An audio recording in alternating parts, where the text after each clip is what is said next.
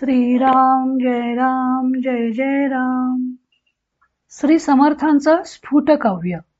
समर्थ रामदास स्वामींचे राममंत्राचे श्लोक. लेखन व वाचन सौ मनीषा भास्कर अभ्यंकर. हरे राम हा मंत्र सोपा जपा रे. श्लोक 5 व 6. श्लोक 5.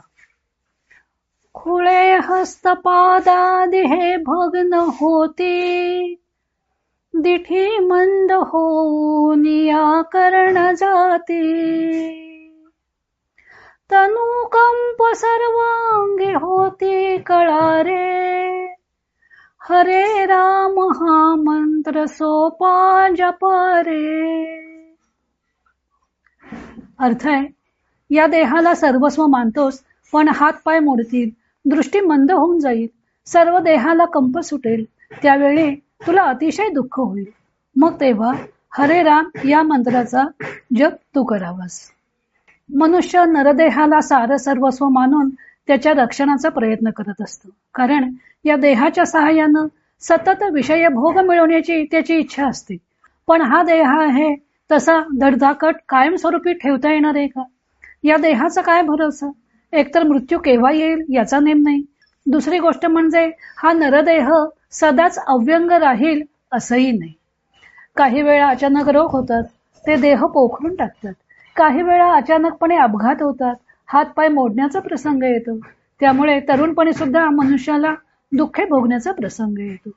मनुष्याने देहाचे कितीही रक्षण केले तरी केव्हा ना केव्हा तरी वार्धक्याला सामोरे जावे लागणार असतेच. जन्म पावणे, वाढणे, क्षीण होणे आणि अखेर मृत्यू पावणे या गोष्टी काही चुकत नाहीत. देह जरा जर्जर झाला की हातापायांना कंप सुटणे, दृष्टी मंद होणे, कानाने ऐकायला कमी येणं या वार्धक्यातील समस्यांना तोंड द्यावं लागतं. मग म्हाताऱ्याशी फार ओरडून बोलावं लागतं. असं म्हणून कोणी नातलग थाऱ्याला उभे राहत नाहीत, उलट टाळण्याचाच प्रयत्न करत असतात. म्हातारपणी अवयव शिथिल होतील, देहाच्या क्रिया आपल्या ताब्यात राहणार नाहीत, मग जीवाचा चरफडाट होईल. त्यावेळी ना कोणी आप्तमंडळी येतील, ना कोणी मित्र वर्ग मदतीला येईल. मन शांत करायला कोणताच मार्ग राहणार नाही. देह जर जरा जर्जर होऊन अंथरुणाला खिळला की दुःखाला पारावर राहत नाही. नंतर त्यावेळी आयुष्यात केलेली सर्व कर्मे डोळ्यासमोर उभी राहतात. चुकीच्या कर्माबद्दल पश्चाताप वाटू लागतो, पण ती कर्मे सुधारण्याची वेळ टळून गेलेली असते. असं हे म्हातारपण प्रत्येकाला भोगावं लागणार आहे. तेव्हा पुढे येणाऱ्या म्हातारपणाला तोंड देण्याची आधीच तयारी करून ठेवणे आवश्यक असते, नाही का? मनुष्य म्हातारपणे कोणाच्या तोंडाकडे बघावं लागू नये म्हणून पैशाचे गाठोडे जमा करतो, पण सर्वच वेळी पैसा कामाला येत नाही. त्यावेळी मानसिक शांती प्राप्त करण्यासाठी नामजप सुरू करायचं म्हटलं तरी शरीर साथ देत नाही. मनाला पहिल्यापासून तशी सवय नसली की तो नामजप हातून होतही नाही. म्हणून तरुणपणीच त्याची सवय करावी लागते. हेच धन म्हातारपणी उपयोगी पडणार आहे. तेव्हा तारुण्यात तेच धन साठवून ठेवण्याचा प्रयत्न केला पाहिजे. आणि त्यासाठी समर्थांनी राममंत्र जपण्याचा सोपा विधी सांगितलेला आहे. श्लोक 6. कफे कंठ हा रुद्ध होईल जेव्हा, अकस्मात तो प्राण जाईल तेव्हा. तुला कोण तेथे सखे सोय रे, हरे राम हा मंत्र सोपा जपा रे. कफाने हा कंठ रुद्ध होऊन जाईल, अकस्मात प्राणही निघून जातील.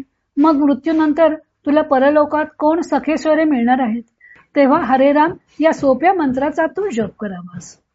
समर्थ म्हातारपणे भेडसवणारी कफाची समस्या सांगत आहेत. मृत्यूची घडी जवळ येऊन ठेपते तेव्हा कंठ कफाने रुद्ध होतो. मनुष्याला आपल्या नातलगांना काही शेवटच्या गोष्टी सांगायच्या असतील तर त्याही त्याला सांगता येत नाहीत. मग तो काहीतरी खाणाखुणा करत राहतो. बाकीच्यांना त्या खाणाखुणा कळत नाहीत. शेवटी देह सोडण्याची वेळ येते व अंतिम महाप्रवासाला निघावं लागतं. एरवी प्रवासाला जाताना आपल्याला कोठे जायचं आहे, तेथे कोण कोण भेटणार आहेत, तिथे पोचायला किती वेळ लागणार आहे, तिथे आपले काय काम आहे व पुन्हा परतीचा प्रवास केव्हा करायचा आहे त्याची माहिती असते. तसे ठरवूनच तो प्रवासाला निघालेला असतो. पण या अंतिम महाप्रवासाची काहीच माहिती नसते. येथून आपण कोठे जाणार आहोत, आपल्या सोबतीला कोण असणार आहे, येथील आपले नातलग तर कोणी नसणार, मग पुढे कोणाशी गाठ पडणार आहे, तेथे काय असणार आहे, कशाचीही माहिती नाही. त्यामुळे मृत्यूकाळी जीव गलबलून जातो, घाबरून जातो. स्वर्ग मिळेल की नरक मिळेल, स्वर्ग मिळाला तर कोणती सुख उपभोगायला मिळतील, पुण्य क्षीण झाले की स्वर्गातून हाकेले जाईल, मग नरकात खितपत पडावे लागेल का, तेथे कोणता त्रास असेल, पुन्हा या मृत्यूलोकी जन्म घ्यावा लागेल का, घ्यावा लागला तर पुन्हा नरदेह मिळेल का, सारीच अनभिज्ञता. पण यातून जीवाला जावंच लागतं.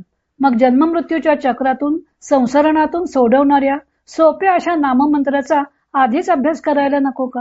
म्हणून समर्थ कळकळीनं सांगत आहेत की तू सोपा असा राममंत्राचा जप कर. आता यापुढील श्लोक आपण पुढच्या भागामध्ये पाहूया. आज इथेच थांबूया.